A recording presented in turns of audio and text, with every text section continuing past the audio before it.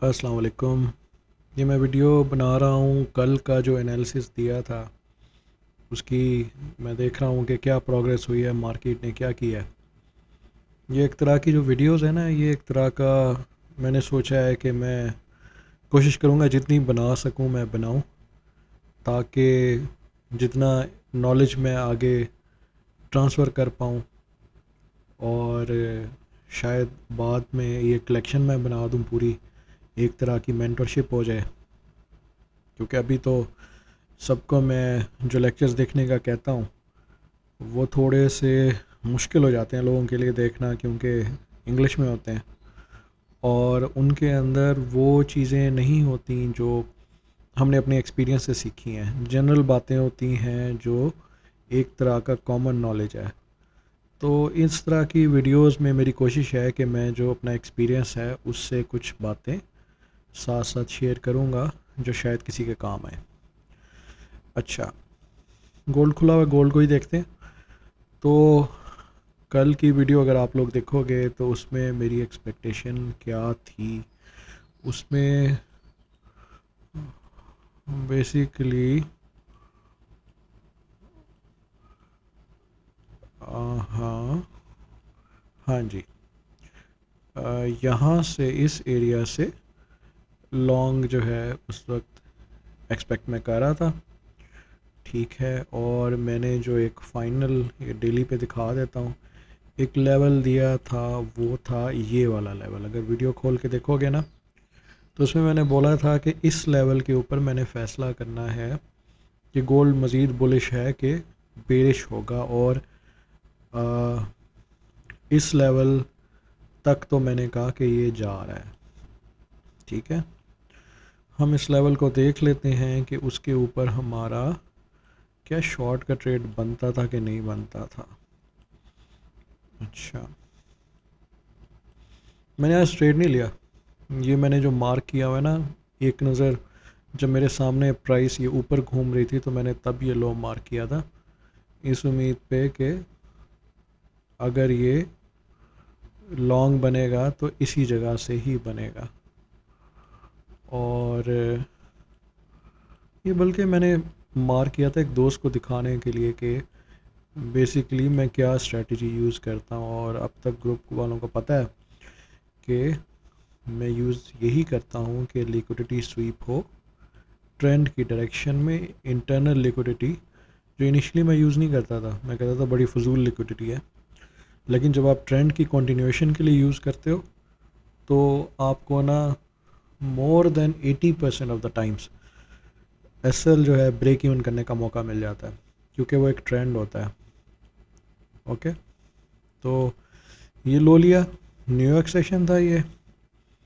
यहाँ पे हम देखें, देखो 6 बज रहे हैं ना, तो 6:30 हम एक्सपेक्ट करते हैं कि एक मूव आएगी।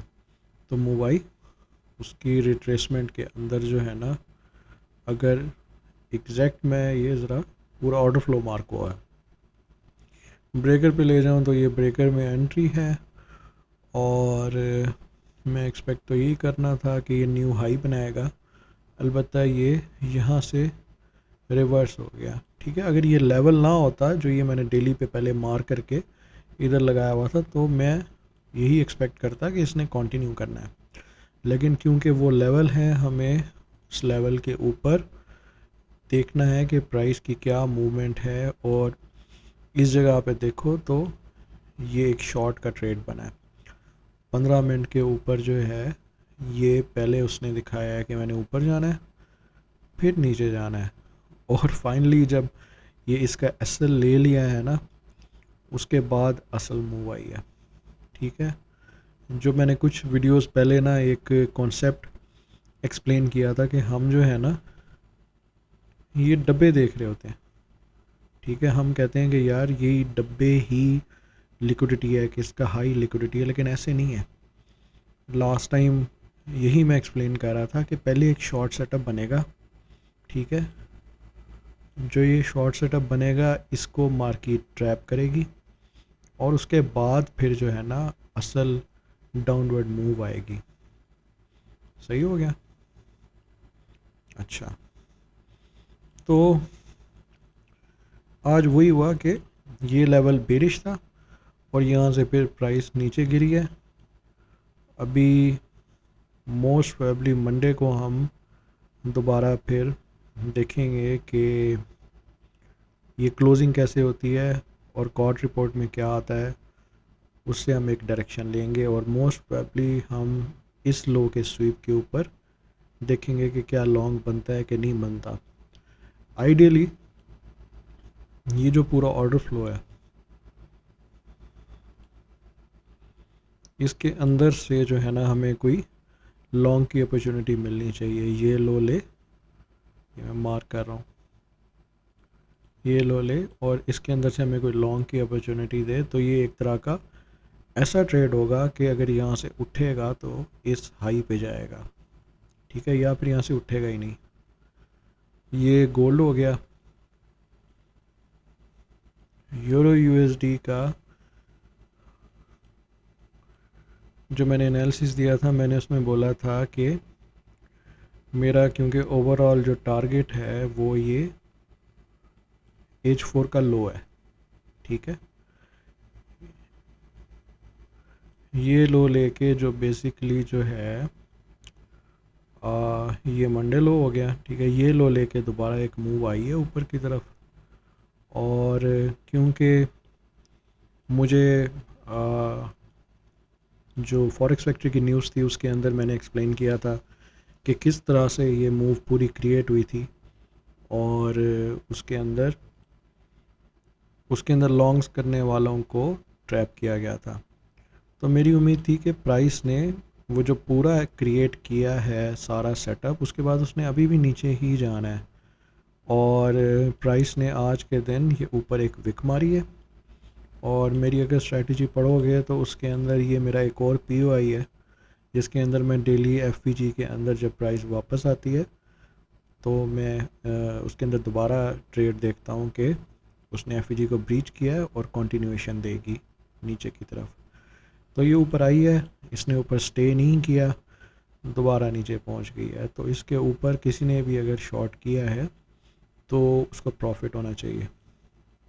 अभी भी ये जो लो है ये यूरो में मेरा टारगेट रहेगा।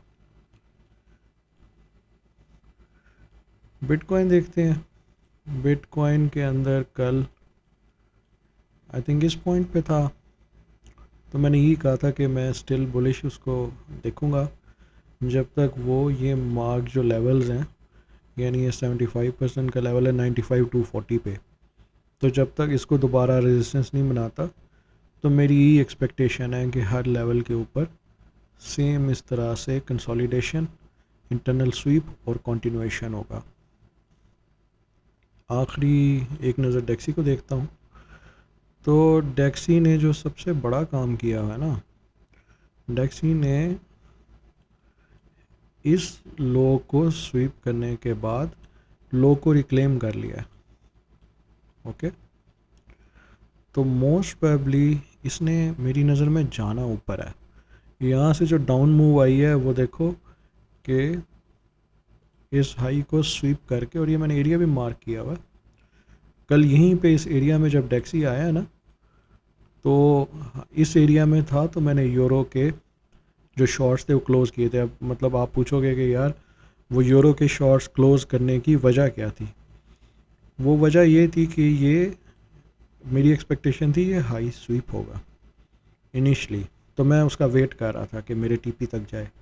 लेकिन जब मैंने देखा कि ये हाई स्वीप हुआ है और उसके बाद ये बेरिश इंगल्फिंग आई है और उससे पहले इसको स्वीप कर गया है वो, तो फिर उसके बाद मैंने कहा बेहतर यही है कि हम अपने शॉर्ट्स क्लोज़ कर दें ताकि जो प्रॉफिट है एटलीस्ट 9 आवर जो है वो बेहतर है कि प्राइस 7 आवर 5 आवर पे आ जाए और आगे फिर वैसे भी फ्राइडे आना था।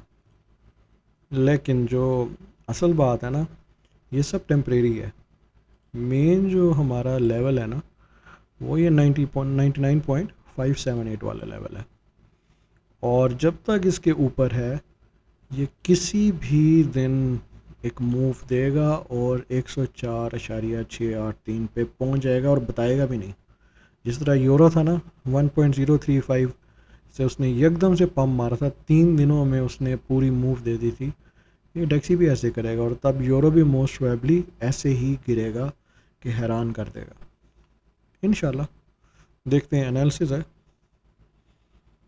तो अभी इसने इस लेवल को रेजिस्टेंस बनाया हुआ है, तो मोस्ट प्रोबेबली मंडे को मुझे एक इंटरनल स्वीप चाहिए।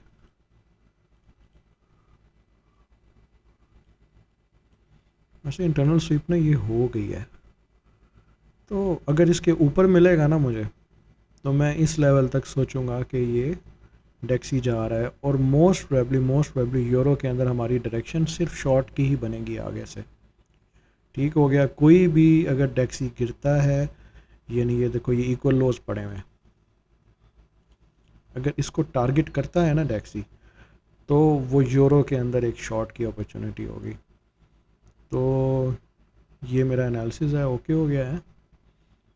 आई थिंक कि इन वीडियो से काफ़ी कुछ सीखने का मौका मिलेगा, और इसमें साथ साथ जो जो मैं बता रहा हूँ ट्रेड, वो साथ में ख़ुद ले भी रहा हूँ। तो जो डायरेक्शन है, जो ट्रेड मैं जिस तरह से बता रहा हूँ, वो मैं साथ ले रहा हूँ, और उसके रिज़ल्ट भी मैं साथ साथ दिखाऊंगा, और एक तरह से जर्नल की तरह से ये डॉक्यूमेंट हो रहा है। और ठीक है, अब संडे की रात को मोस्ट प्रोबेबली मैं डायरेक्शन दूंगा इंशाल्लाह।